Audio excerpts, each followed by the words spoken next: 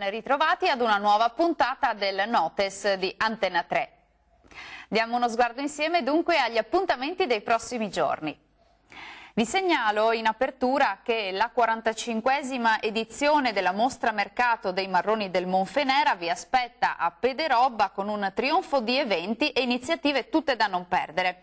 Sabato 19 musica e ballo a partire dalle 21, domenica 20 ottobre mercatino dell'artigianato, laboratorio didattico a tema legno per tutti i bambini e poi ancora tanti spettacoli per i più piccoli. Dalle 21 serata musicale anni 70, 80, 90, tutte le sere ricco stand gastronomico.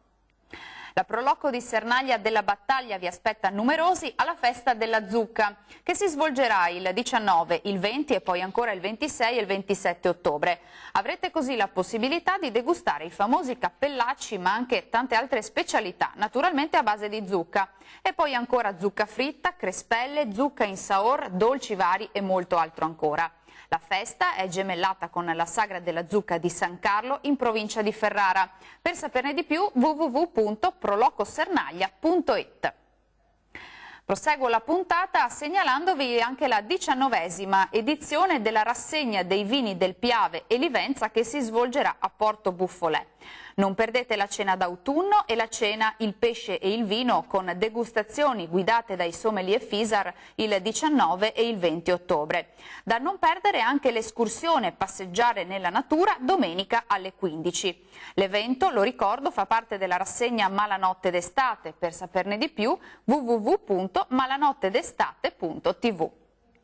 Sabato 19 ottobre all'Auditorium Stefanini a Treviso un importante evento per raccogliere fondi a favore dell'associazione Ogni Giorno per Emma, la Onlus che si batte per la ricerca sulla tassia di Frederick.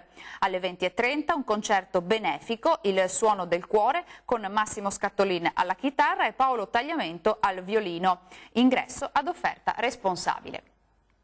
I Papu presentano lo spettacolo comico A che punto è la rotta. Si terrà a Padova presso il Barco Teatro sabato 19 ottobre alle ore 20. Lo show parla di una società, la nostra, abituata a prendersi un po' troppo sul serio. L'ambizione è quella di mostrarci la realtà in modo ironico per farci vivere almeno per una sera un pochino più sereni. Appuntamento dunque con i Papu all'insegna del divertimento.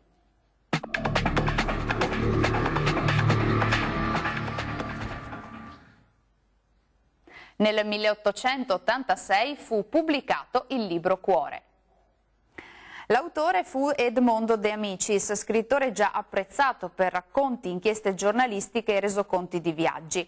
Il libro conquistò subito pubblico e critica con il suo spaccato di una piccola Italia fatta di eroismi, buoni sentimenti, amore di patria e rispetto per istituzioni e genitori. Protagonisti i ragazzi di una terza elementare di Torino, rappresentativi delle varie regioni d'Italia raccontate attraverso le loro personali vicende.